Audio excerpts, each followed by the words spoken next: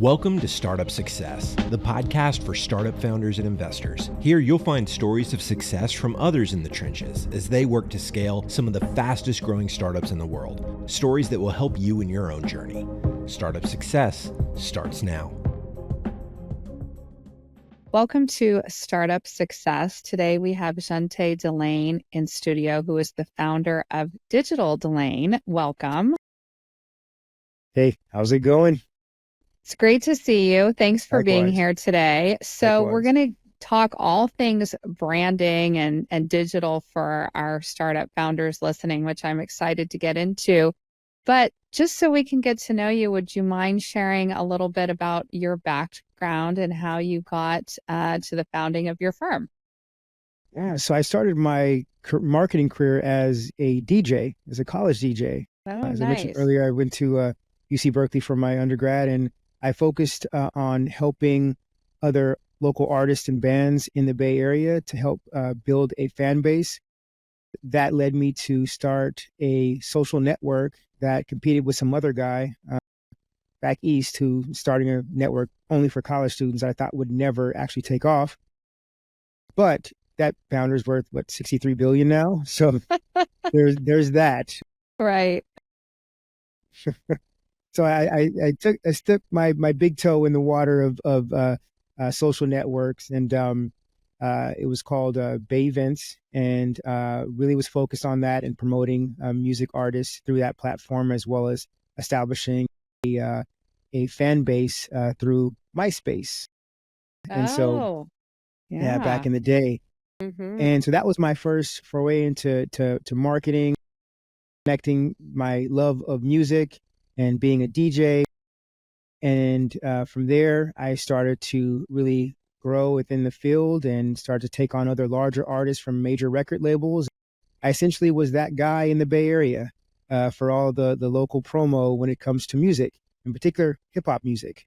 Oh, cool. So, yeah, after that, I opened up my first marketing agency, which focused on music promotions and entertainment. Then I started to infuse brand relationships and deals within entertainment, and then branched off to focusing on products and services. So that's what led me to start Digital Delane as a full service digital marketing agency. Great. What a fun background. So Digital Delane, how long have you been in business now? So technically it's been almost over 8 years now. Founded in 2015, where essentially I was actually on campus at USC working as a digital brand manager there, working on all aspects of digital campaigns for the university proper. And I also had passion projects and created an online community where I just started to do a brain dump on all things digital branding and created a great deal of content around it, and was able to build that community. And that community essentially wanted done-for-you services. And that's pretty much how the agency started. That's so smart. Do you have some of that content still online for people that want to learn more? Absolutely. Absolutely. It's digitalbrandinginstitute.com. It's all the content there for myself, as well as my friends in the industry, other fellow practitioners and influencers and specialists and experts, all that stuff. All the content is there. Oh, cool. It sounds like a great resource. So can you share with us some of your branding experience, like maybe walk us through some of the work you've done with some brands?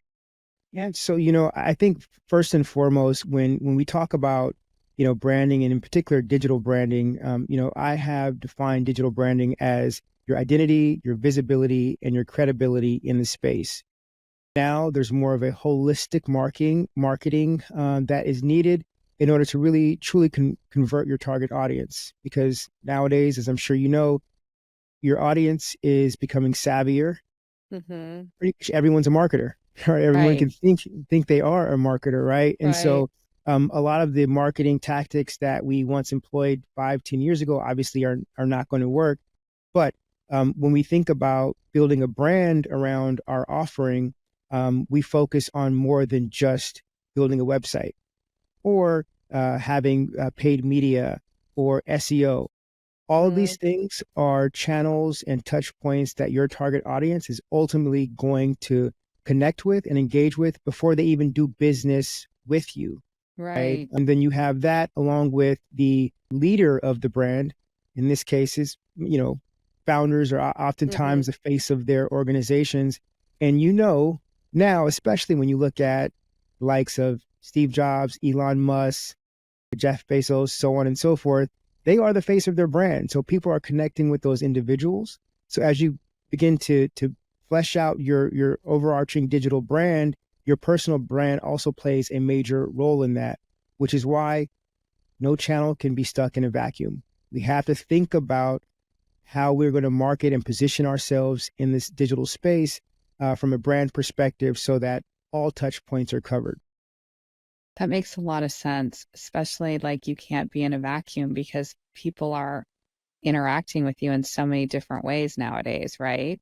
Absolutely. I mean, let's be honest. If you have an ad campaign, well, maybe they can click through to your ad, but they're probably going to end up Google searching you, probably going to end up going to your social media profiles and really digging down. I mean, for the clients that we have at Digital Delane, we noticed that from some of the ad campaigns that we create and some of the contacts that come in through the client website, we can see that there is a gap. There's a delta between the two, and we figure out, well, why is that? Well, it's because people are finding out about your brand through all of those top of the funnel activations, your paid media, your SEO, so on and so forth. But then they go through and they dig into other touch points that your brand may have before actually making that decision, and then going to your website and purchasing directly or submitting some contact information. So we have to consider those things when we talk about building that digital brand. Right. That makes a lot of sense. So if you're starting out building a brand in today's world, like what are some of the must-dos when you're getting started? There's so many. So if you are a founder and you're looking to build your digital brand, obviously there's certain steps that are needed in order to build that digital brand. I think ultimately first you need to establish your home base, right? Whatever that is. Most people may say this is a website. You may have a prototype, but there has to be some type of home base. And it could even be where you ultimately decide you want to send people to or live. And for some organizations or some business ideas, it could be a social media page. But at the end of the day, you have to establish that home base. Once you establish that home base, I would ultimately connect that with a CRM. And I think Mm, this is something that many founders and SMBs, small and medium-sized businesses, are really plagued with, is trying to identify how they can work smarter and not necessarily harder. And I think the mm, CRM helps them do that. For us, we help Digital Delane. We help our clients establish a CRM strategy from the onset so that they can handle both their sales and their marketing and create workflows and automations and things of that nature to help alleviate some of the friction in their business and basically optimize what they have going on. Establishing a CRM and attaching it to your home base, I think is key. Upsurge CRM is the backbone of our agency. We send out all proposals, emails, follow-ups, all that stuff goes through our Upsurge CRM account. I think they also need to establish a content strategy as well. So starting from the top, when you're having your home base, you're looking at establishing a CRM that is aligned with your business workflow, and then looking at the content that you should create. But obviously, developing a content marketing strategy is key. When we think about both sales and marketing, there should be content for both. So you would ultimately want to audit if there's any existing content that you have or create a content map where you can establish all the collateral that you have for your sales, all the collateral that you'll need for your marketing as well, and create a initiative to develop those content pieces and make sure that they're mapped with each of the phases of your user's journey. Well, what does that mean? Well, we know the general marketing funnel is, your awareness, your consideration, and your decision. Well, what content are you going to have for the awareness? top of the funnel awareness. Is it going to be information about your offering? Is it going to be information about the people on your team, the founder, so on and so forth, so that people will become aware? Then you have consideration phase. Well, once they are aware of you, now what type of content do they need in order to get them to actually convert? Create that content. And then for the conversion content at the bottom of the funnel, it's, well, how can we push people over the edge? They know us, they know about our offering. Now, how can we actually get them to purchase or patronize our business? So there's content that should be created there. This could be case studies, testimonials, things of that nature. So again, as a startup founder, when you factor in developing a content marketing strategy, you want to make sure that you're creating effective content that is mapped to the life cycle of your target audience. And you also want to make sure that you don't get stuck. Let's focus on the cornerstone premium pieces of content that you'll need, and stick to repurposing some of those content pieces instead of thinking about being stuck on that hamster wheel and just creating content for content's sake.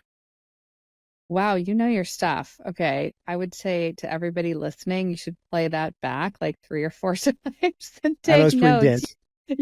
You just really walked us through all the great first steps. I couldn't agree more about content too, as somebody who's been in marketing for a long time. And one of my biggest pet peeves is when people are like, oh, we need this, we need that. And it's like, stop. Do we really need that content? Right. Like you said, so you can get on that hamster wheel.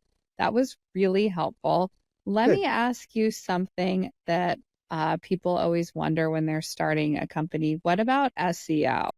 You know, is it still as important?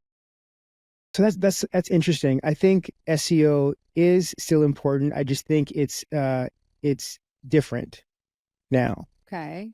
And obviously Google is the main. We pretty much create all content around Google's algorithm. Right. So we have to determine how to play into the algorithm and understand what the Yes. algorithm really wants, and then create content around that.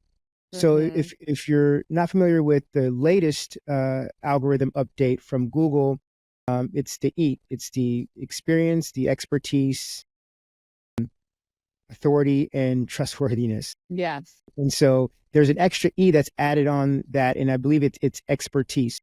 Right. What can you establish what can you do to establish your expertise in the space? Well, obviously creating content about a whole bunch of things is not going to cut it anymore. So I'll Mhm. give an example, very personal example. So I'm here as a guest on the Startup Success Yes. Podcast.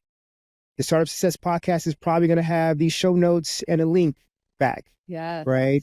That's And Google is going to right. say, Juntae DeLane, founder of Digital Delane, actually is an expert in his field because he was featured as a guest on the Startup Success Podcast.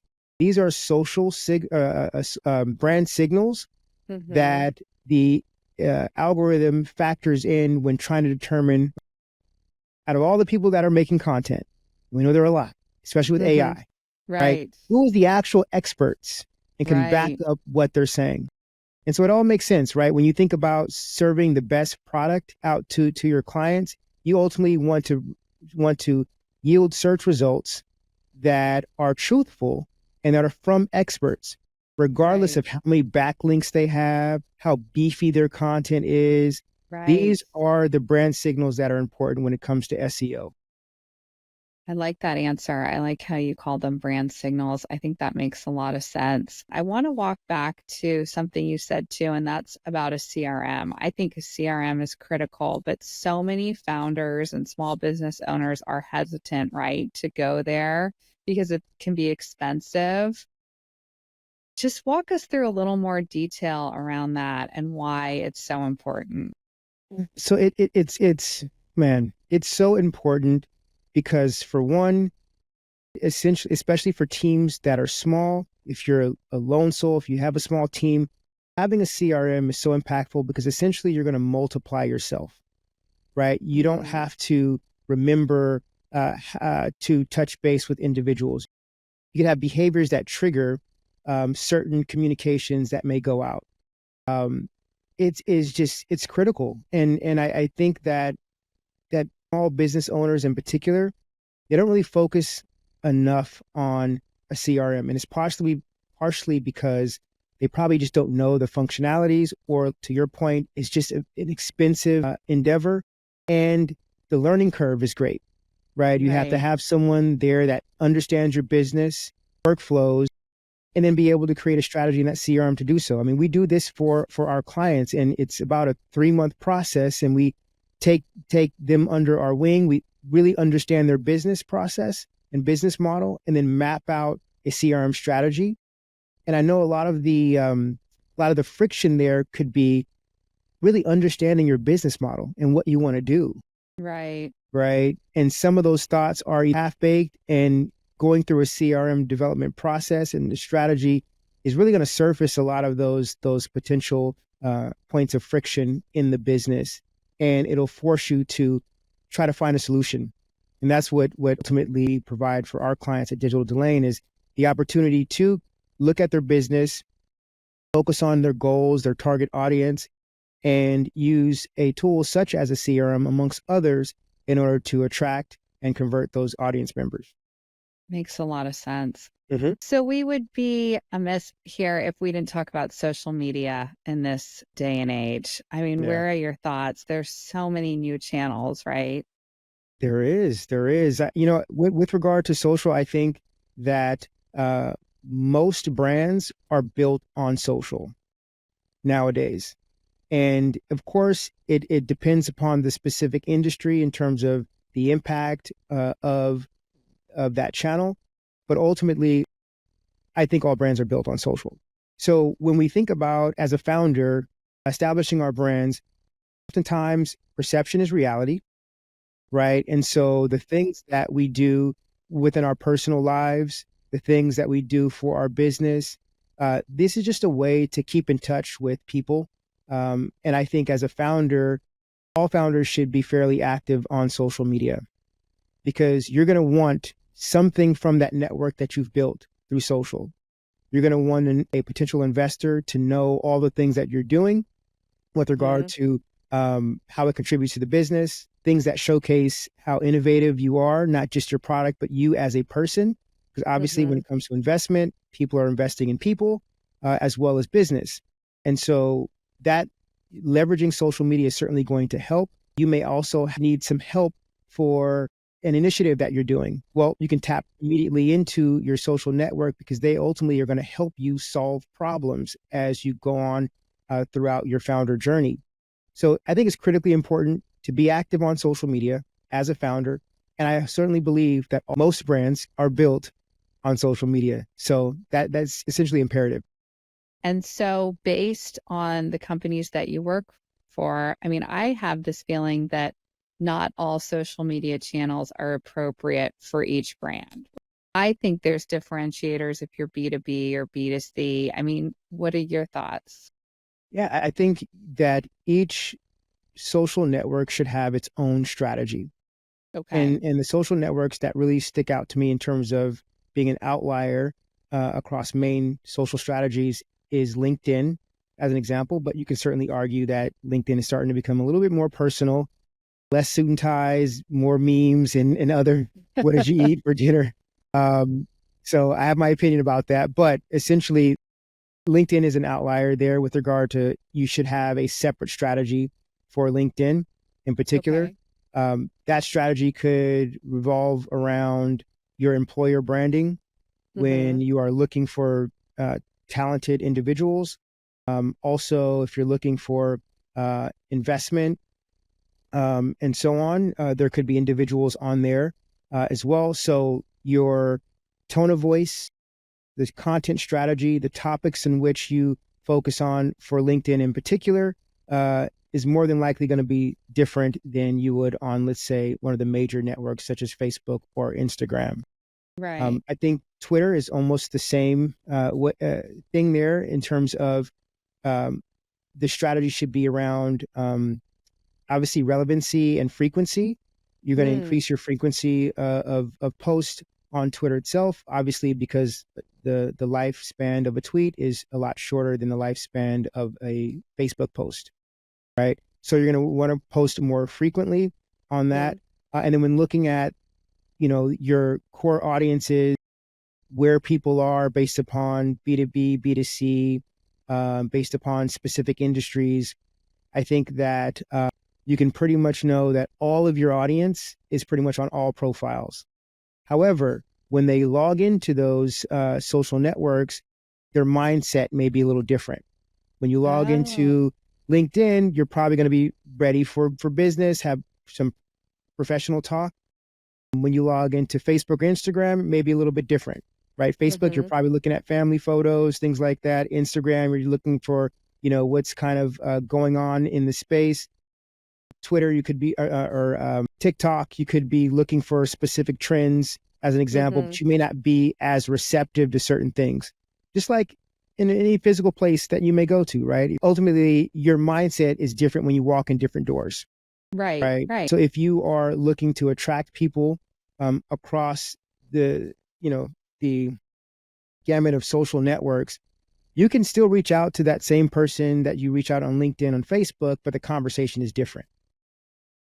That makes perfect sense. I like how you framed it around the conversation and their frame of mind, because you're right. A professional could be on TikTok and LinkedIn, but their mindset's different. And also how you probably communicate with them is different then. Yeah. That's okay. Right. Yeah. So switching gears here, because we have a lot of founders listening. You founded, your agency. We always like to wrap up the show with just general advice for starting, a firm or an agency or company for those founders listening. Anything you can share with the audience of things you've learned? You've been in business now for 8 years. I guess first piece of advice would be don't. I'm just kidding. I'm just kidding. I've never heard that. No, you know what? This is, I've had some of the best times and worst of my life being a founder. I bet. And I would say that being a successful founder really starts from within. Sure, you can have, all of the classical training in the world to be a founder, but it really takes something on the inside that really keeps you going. And you have to really ask yourself if you have that grit and even why you're in the field. Some people make great number twos, right? Some people make great COOs.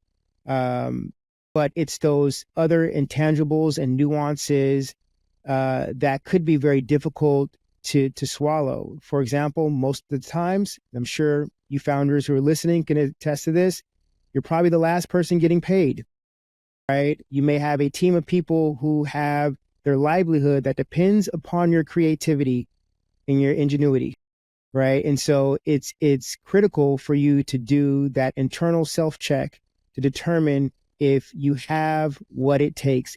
And to be honest, there are plenty of situations where you can probably make more money being a number two.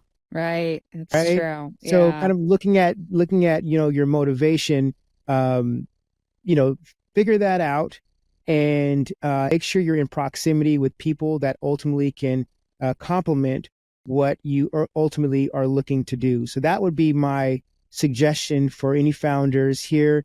Other than that, it is obviously become a lifelong learner, right? Because things are always changing. Right. People's challenges of your target audiences, there's always new tools, new processes, and so on. But ultimately, you have to, especially if you have limited funds, you're essentially going to, as I'm sure you all know, wear as many different hats that are needed.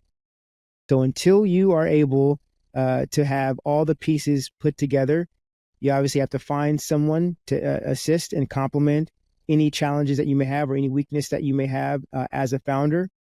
And you ultimately want to put yourself in a proximity where you're constantly being poured into and making sure that you're speaking with other founders so that you're not on an island when there's someone else in your same situation that has gone through some of the same things that you're going through now. So that would be my advice for founders. And it's something that, listen, I've learned over the past decade or so of being a founder. And hopefully that advice would help some of you. And if you guys have any questions, feel free to reach out to me. I can certainly share some of my stories and connect with you and provide some guidance and advice. Thank you for that. That was a wonderful answer. Yeah, it's really apparent you know a lot about branding and setting up a digital brand in today's world. Very impressive answers. You walked us through a lot of helpful information in a very clear manner. So those listening, if they want to learn more about Digital Delane and possibly working with you and your team, where do they find you? So the first thing would be to go to our agency website, digitaldelane.com. Even if you Google it or Google my name, I'm going to come up because I have a very unique name. Feel free to visit our website. And I ask that you check out our newsletter. We have a weekly newsletter called The Brand Behavior, and check that out. It's pretty awesome newsletter. It has all the insights that we've gathered from across the industry, not just only our content, but just great content across the board, great engagements. We have a community, so on and so forth. But definitely check out The Brand Behavior, and you could do so by going to digitaldelane.com and clicking on The Brand Behavior. Thank you. So fun chatting with you. Yeah, you really know your stuff. Thanks for being here today. We appreciate it. Likewise. Thanks, Kate. Thank you. You've been listening to Startup Success. To make sure you don't miss out on future episodes, subscribe to the show in your favorite podcast player. Like what you hear? Tap the number of stars you think the show deserves in Apple Podcasts. For more tools and resources for your own startup success, check out birkelandassociates.com. Thank you so much for listening. Until next time.